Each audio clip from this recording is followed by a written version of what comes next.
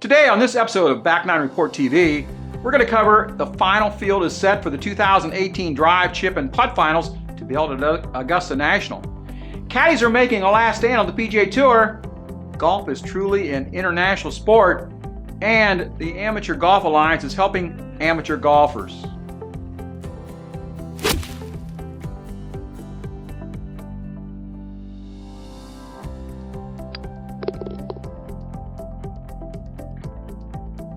The final field is set for the Drive, Chip, and Putt in April. It's that time of year again when junior golfers from around the country try to win a spot in the Drive, Chip, and Putt competition so they can take their dads on a dream trip to Augusta National. 80 kids did just that and made it to the finals from regional competition. Local qualifying was held throughout May, June, and July at more than 260 sites around the country. The top three scorers at each location advanced to 50 sub-regionals held in July and August at some of the most iconic golf clubs in the nation. Two qualifiers from each boys and girls age group earned the right to compete in the regionals. Only the top finisher in each age gender division moved on to the final. The local, sub-regional, and regional qualifiers were conducted by the 41 sections of the PGA of America, with PGA professionals administering each competition. The finals will be broadcast live on the Golf Channel Sunday, April 1st, prior to the start of Masters Week. In the Ohio Regional held at Muirfield Village in Dublin, Jamie Morris, who has only been playing golf for 3 years, won the girls 14 to 15 division and will compete in Augusta. She said, "I love everything about golf, and to be able to go to Augusta is like a dream come true." Jackson Harris tied the boys' highest score in the chipping competition to win the 10 to 11 division and punch his ticket for Augusta. It makes it way more fun to play a lot of different courses during qualifying, and now I get to go to the coolest golf course in the world. It's the best place you can be as a golfer. You're exactly right. The Drive, Chip, and Putt competition was founded by the Augusta National Golf Club, the USGA, and the PGA of America. It has been a huge success for junior golf around the country. They learn the value of practice to improve and compete against the best junior golfers from around the country on the best venues in the nation. Congratulations to all who competed at the local, sub-regional, and regional levels this year. You can view the entire list of qualifiers that will be competing in the finals at Augusta on the link provided. NWO Golf Links is published every month and delivered to your email inbox. A variety of golf writers offer their unique views on all aspects of golf. Travel, tips, information, health, exercise, equipment reviews, and much more are available in NWO Golf Links. Sign up for your free copy at nwo.back9mediagroup.com. Next is a story we are calling the Caddies' Last Stand. In a story that has been brewing for some time, but most casual golf fans are unaware of, in 2015, PGA Tour caddies banded together to sue the PGA Tour for forcing them to wear caddy bibs with advertising without paying them. They felt it took away their option to sell space on their shirts for sponsorship deals of their own and made them basically indentured servants of the PGA Tour. In February last year, U.S. District Judge Vince Habria dismissed the lawsuit, claiming the caddies' attorneys did not show just cause for the action. Last week, the attorneys for the caddies, Arthur Miller and Benjamin Major, made what could be a final stand on the issue. They argued before the Ninth Circuit Court of Appeals that the lower court ruling to dismiss the lawsuit against the PGA Tour was flawed. The caddies' attorneys say that the motion for dismissal should have been converted into a motion for summary judgment, which would have allowed for discovery in what is essentially an antitrust claim. A 3-judge panel will now decide if the previous judge erred when he dismissed the lawsuit last year. The suit was filed by a group of more than 80 caddies claiming, among other things, that the tour uses them as walking billboards for sponsors. Central to the caddies' argument is that the bibs the caddies are forced to wear prevents them from seeking their own sponsorship opportunities. The attorney for the PGA Tour states, "The very premise of this case is that the caddies have some sort of fundamental right to participate in PGA Tour events on terms and conditions of their own choosing. They do not have that fundamental right. The Caddies did not create these events. The PGA Tour, as the creator, promoter, and organizer of the event, has the right to establish the terms and conditions of participation. The contracts signed by caddies before they can carry a player's bag require that the caddies wear a uniform prescribed by the PGA Tour and the host organization. Attorneys for the caddies, however, pointed out that the word bib is never mentioned in what the tour says its contract with caddies, which is a form they're required to sign. The uncertainties and the ambiguities were created by the tour. They drafted the agreement. They say the bib is the uniform, yet they don't use the word bib in the contract. They include the uniform provision, but then they prescribe a dress code. They have only relied on tradition. That's the way it's only been, and that's the way it's going to be. At least one judge on the Ninth Circuit panel, Stephen Reinhardt, seems to agree with the caddies. All the details here about what a caddy should wear, certain color shorts, shoes, etc., and you fail to mention that bibs may make the contract ambiguous. Reinhardt said you want the caddy to do this, but not the players. It seems odd. It seems people would be influenced more by the players wearing a bib with tournament advertisements on it. The tour's policy is to not comment on ongoing litigation. The panel did not give any indication when they may rule on the caddies' motion. I still feel the caddies have a real argument here, and I think the previous judge's dismissal was due to technical errors by the caddies, legal team, and not solely from the argument.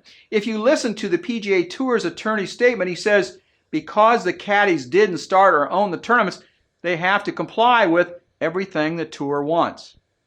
I'm not too sure that's a valid point. The tour is basically taking away the caddies' right to seek sponsorship, much like the players do on their own bags, hats, shirts, and underwear if they can find someone to pay for them. This is a story that we will continue to report on and follow with keen interest. Golf is truly international. Back in the 1980s, Greg Norman announced he wanted to create a truly world golf tour made up of only the best golfers. His idea scared the PGA Tour to death. The tour saw it as a competitor and thought it would greatly diminish their product. The great white shark was castigated and called a traitor, but after talks with him, the tour rapidly created the World Golf Championship. They took a few deep pocket sponsors, putting up the money for 4 events with larger purses than the average PGA Tour stop. Plus, the tour even sweetened the pot with extra FedEx Cup points available at each one of the WGC events.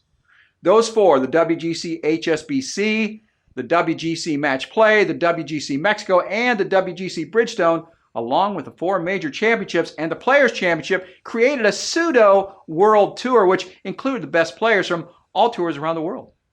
Today, with the wraparound schedule, the PGA Tour visits Malaysia, Korea, China, and Mexico, and entices the best PGA Tour players to venture outside the continental United States. The CJ Cup at 9 Bridges offered a total purse of $9.2 million. That's second only to the 4 major championships and the players. The old adage is still true today. If you pay them enough, they will come, even if an idiot with a nuclear bomb is sitting just a few miles across the border. Golf has evolved to include and truly become an international sport. The Olympics last year put an exclamation point on that statement. This time of year, the focus in golf is placed on events held outside the United States. The PGA Tour, as I mentioned, goes to different countries. The LPGA has always proclaimed to be a world tour, and every year they hold events in Australia, New Zealand, Europe, Korea, Taiwan, Malaysia, Japan, and China.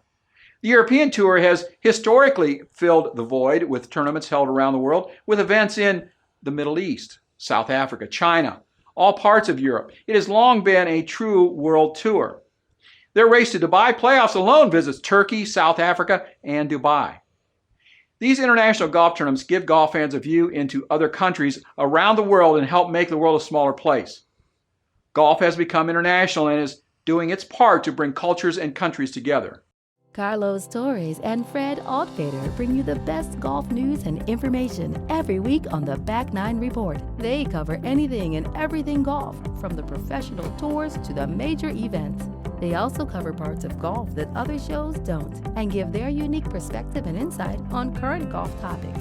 Listen to Back 9 Report live every Tuesday at 8 p.m. Eastern on Blog Talk or download it anytime on TuneIn. In our final story today, the Amateur Golf Alliance promotes amateur golf. Although amateur golfers account for over 98% of the golf that is played around the world, the amateur game has been overlooked by golf's governing bodies, and one organization wants to correct that wrong. In the tradition of Francis Ouimet, Chick Evans, Bobby Jones, Frank Stranahan, and many other great American amateur golfers, the Amateur Golf Alliance wants to further amateur golf in this country as well as internationally. The Amateur Golf Alliance was founded in 2014 after the first Concession Cup was held at the Concession Club in Florida. The Concession Cup is a biennial competition featuring a team of mid-amateurs and senior golfers from Great Britain and Ireland versus a team from the United States. Every participant enjoyed the competitive matches and camaraderie from that initial event. Thus, the decision was born to create the AGA to continue the Concession Cup as well as enhance amateur golf in general. The Concession Cup is named for one of the greatest acts of sportsmanship ever witnessed. Jack Nicklaus conceded a 3-foot putt to Tony Jacklin on the final hole of the 1969 Ryder Cup at Royal Birkdale to allow the match to end in a tie. And that Ryder Cup finished in a 16-16 draw. Team USA retained the cup, but that was the first time the matches had ended in a tie. Jacklin, who had won the Open Championship earlier that year, would have been crucified by the British media if he had missed the putt and caused GB&I to lose the match entirely. Nicklaus said at the time, "I don't think you," meaning Jacklin, "would have missed it, but I wasn't going to give you the chance either." It is in that spirit of sportsmanship that the Amateur Golf Alliance promotes and enhances amateur golf. The AGA is an independent organization which depends solely on donations from individuals to operate. They have identified several areas in the game that need attention and are working to fill those gaps. One such area is the lack of one association in the United States responsible to provide financial assistance to exceptional young golfers. The USGA conducts tournaments, keeps handicaps, and administers the rules of golf, but no organization is responsible for establishing a national golf program. One of the main tenets of the AGA is to provide talented amateur golfers with opportunities to gain experience through competition in national as well as international events. Other countries have a national golf program that identifies talented players at an early age and provides the assistance necessary to foster their growth in the game. In the United States, local junior golf programs and the American Junior Golf Association AJGA provide a series of tournaments in which to compete. Some financial assistance is available, such as the AJGA's ACE grant, but talented young golfers worthy of a college scholarship or even the next Tiger Woods could be falling through the cracks and prevented from pursuing their dreams due to a lack of funding. These are the young people that the AGA has targeted to help in its effort to promote amateur golf, and they have already registered 2 success stories. Chandler Phillips, a member of the Texas A&M golf team, was ranked 6th in the nation by Golf Week. He had won 2 collegiate events plus compiled a 69.5 stroke average. Chandler's goal was to qualify for the Palmer Cup team because selection was based solely on collegiate events in which Texas A&M could cover his expenses. A spot on the Palmer Cup team could also bolster his ultimate goal of earning a berth on the Walker Cup team. Both of his parents work and his brother is autistic, which puts an additional strain on the family budget. Extra funds were not available for Chandler to travel to non-collegiate sponsored amateur tournaments to help qualify for that spot on the Walker Cup team. The AGA was made aware of his situation and, following all NCAA and USGA regulations, were able to provide the funds necessary for Chandler to compete. He finished tied for 6th in the Northeast Amateur, plus garnered a 4th place finish in the Trans Miss. He did not earn a spot on the 2017 Walker Cup team, but was able to chase his dream with the help of the AGA. The second player that has received financial assistance from the AGA Matt Parziale, just won the U.S. Mid-Amateur Championship and earned spots in the 2018 Masters, U.S. Open at Shinnecock, and the U.S. Amateur at Pebble Beach. After a successful collegiate career, Parziale tried professional golf but decided to follow in his father's footsteps and became a fireman in his hometown of Brockton, Massachusetts. Matt regained his amateur status and continued to play in local amateur competitions, but aspirations of competing in the larger national amateur tournaments did not fit his budget. The AGA again was made aware of Parziale's talent and helped him enter several national events, which allowed him to prepare for the competition in USGA events. Parziale told us, "I could never have been able to compete at the level I achieved at the U.S. Mid-Am Championship without the help of the Amateur Golf Alliance." The funding allowed him to compete in 2 events in Florida over the winter. When the snow melted in Massachusetts, he won the Massachusetts Amateur Championship as well as the Francis Ouimet Memorial, before adding a USGA championship to his 2017 accomplishments. AGA President Alan Fidel told us, "Our hope is that the Amateur Golf Alliance can foster the development of amateur golf worldwide. Through research, creation of competitive golf tournaments, and funding talented golfers, the amateur game will continue to grow and prosper in both the United States and internationally." In addition to supporting talented amateur golfers, the AGA is involved with creating future amateur tournaments, plus providing additional funding for research and other organizational initiatives to benefit amateur golf. To learn more about the Amateur Golf Alliance or make a donation, visit the web address we're posting on the screen now. Thanks for watching this edition of Back 9 Report TV. We hope you enjoyed our different look or different take on the golf game, and we hope you'll come back and visit more episodes as we record them in the future.